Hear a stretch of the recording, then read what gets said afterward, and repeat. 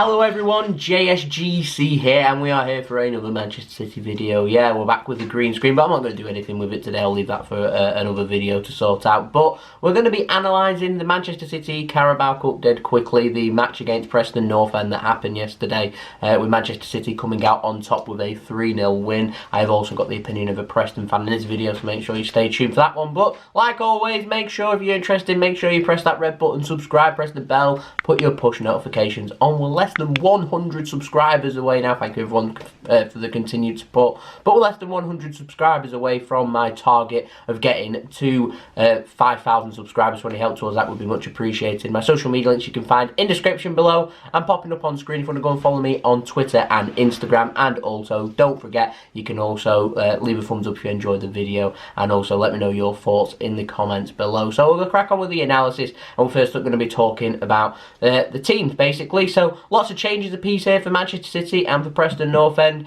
Bravo in net. Cancelo finally starting as expected. Angelino starting too. We saw Eric Garcia and Harwood Bellis starting at centre back. Surprised me that we went with both. We knew Garcia would be starting, so nice to see Harwood Bellis starting too. Brilliant in it. Man City embedding in the young players, and boy didn't they do well, but we'll speak about that in a moment. İlkay Gundogan at defensive midfield, so Phil Foden being fit and ready to start, and did. David Silva captaining, and then I'm surprised to see Bernardo Silva starting with Raheem Sterling and Gabriel Jesus.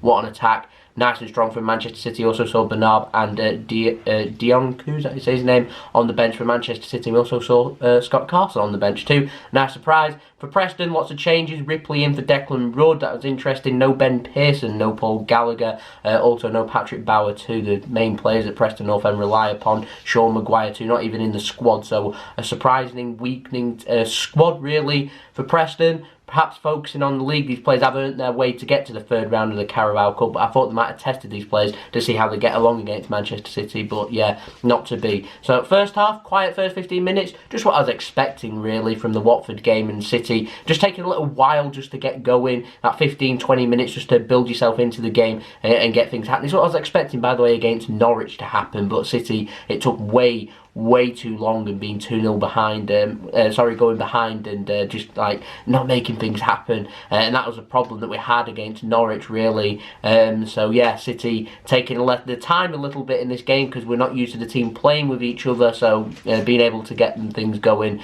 is always a help, and going ahead is always what City are looking for, and right on cue saw that as 18 minutes in, Raheem Sterling has a nice run inside, gets to a centre, dummies once, dummies twice, waits for his opportunity, nice and patient, doesn't rush his shot, waits for the opportunity, space opens up, has his shot, deflects and goes in, just what City were looking for, and soon to be 2-0 on 35 minutes as Gabriel Jesus was played in and slips it under Ripley's legs and into the back of the net, basically what Manchester City were looking for. And then before half time, David Silva saw his deflected shot go in, and it's been awarded, I think, as an own goal to Ryan Ledson. So yeah, Manchester City 3-0 up by half time, and kind of job done really. That's everything that we were looking for. So plenty of changes for both sides. Like I said, it took City a little while to get going. This is what I was looking against Norwich. Players come back after international break, we look a little bit lethargic, we look a bit slow. It takes a little while to get into our rhythm. When you make so many changes like in the Carabao Cup, it has the same effect. Nice to see City are learning lessons here, and we did play very well, and City's attack just ruthless. You're going up against quality players, Raheem Sterling, Bernardo Silva, Gabriel Jesus. These are international football players.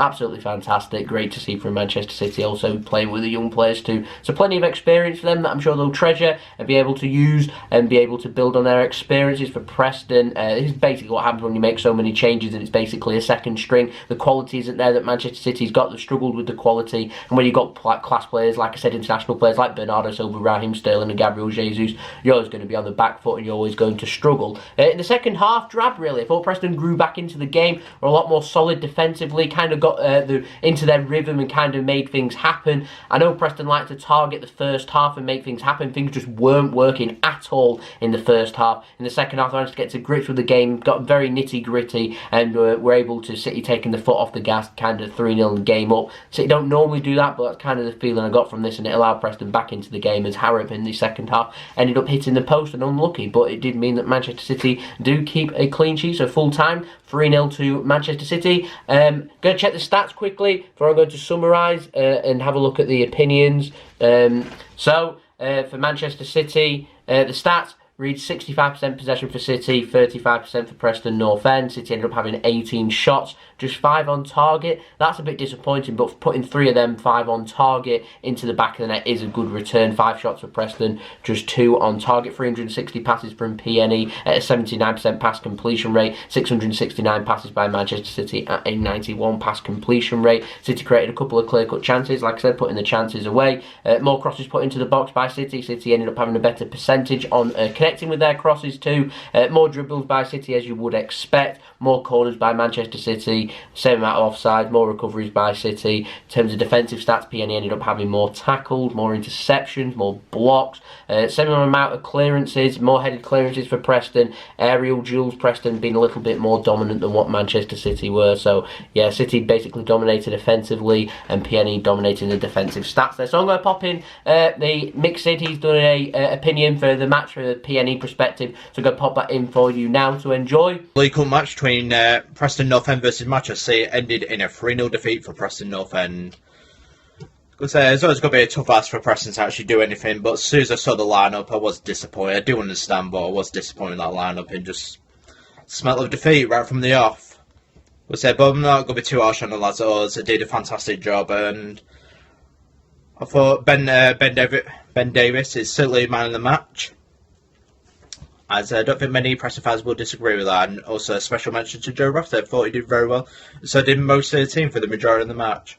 Because City were just fantastic in every sense. Because they could have 5 or 6 as a real wanted, but I'm thankful they didn't. That they took the foot off the gas in the second half. And for that, I'm grateful for. Because the only disappointment we didn't get goals. Because I was hoping Harrop would just to get a goal and see Deepdale explode, but wasn't meant to be. And all the because Sterling did a fantastic job, as he rightly got applauded off from all around Deepdale. But fair credit to City. I wish you all the best for the rest of the season as so you get on. Probably win it for the 3rd time on the bounce. Because you're certainly the best team to probably come to Deepdale ever. But good luck, JSGC, for the rest of the season.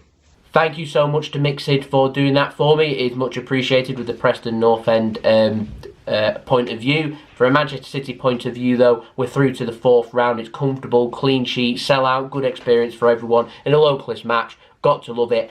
Angelino, excellent going forward offensively. Brilliant. His crosses put in at times. Absolutely fantastic. Only disappointment was the attacking players weren't reading it properly to get in and put a couple of them chances into the back of the net. My JSGC man of the match, though, has to go to Raheem Sterling. I thought he was influential. A good confidence boost. A couple of quiet games he's had for City. Comes back in, gets things happening, scores goals. Fantastic performance from him. We're probably going to go with him, you'd think, at the weekend against Everton. Gabriel Jesus had a good game too. Special shout out to Eric Garcia and Harwood Bellis. Thought both of them were fantastic at centre-back. Harwood Bellis, like Eric Garcia, he's played a couple of games. We know all about Eric Garcia. We know his quality, whereas Harwood Bellis kind of just come onto the scene in pre-season. He's impressed. Apparently he's going to be training around the Manchester City first team squad for the rest of the season, which is fantastic. He took his opportunity here. And absolutely took it. It was absolutely fantastic, I thought. And I just made a note, like, never mind thinking, like, who could the alternative centre-backs be? You know, we've got Eric Garcia, we've got Harwood Bellis. Get them in the side. If we need centre-backs, we need cover and the need to get some minutes, get these young lads in, because they're quality players. I'm not talking playing game after game after game and having expectation after expectation on them. Get them in. They make mistakes, and it costs us. It costs us. You got a young lad there learning, I can forgive that. However, when you're not giving the young lads a chance and you're putting in experienced players and they're making mistakes, that's then when it becomes really frustrating. So to me, never mind experimenting and playing different players here, there and everywhere. These young lads, they're good quality young lads, and they showed in this game in particular, they're ready to go. Really, my conclusion, job done for Manchester City. We've got the 4th round. I'm not sure if it's tonight or not. I have no idea when it is, but looking forward to the Carabao Cup. Manchester City, of course, back-to-back champions, looking to make it 3 time winners in a row. That'd be fantastic. We're thinking about Everton away now, which of course I will have a preview up for you to all enjoy. So that'll be up in a couple of days, so make sure you stay tuned for that. So there we go. That has been the video. Hope you enjoyed the video. Like I said before, don't forget, if you're interested, subscribe, press that red button, press the bell, put your push notifications on, aiming for 5 5,000 subscribers. Any help towards that would be much appreciated. Don't forget, you can go check out my social media links, Twitter and Instagram. The links to them in description below and popping up on screen if you want to go and follow me on there. Don't forget also, you can leave a thumbs up if you enjoy this video and let me know your thoughts in the comments below. Who did you think was your man of the match? Who was you most impressed with, and what would you like to see coming against Everton? And commiserations to PNE fans, and best of luck for the rest of the season. So there we go, that's been the video. I'll see you all again for that preview for the Everton game. Peace. Ciao for now.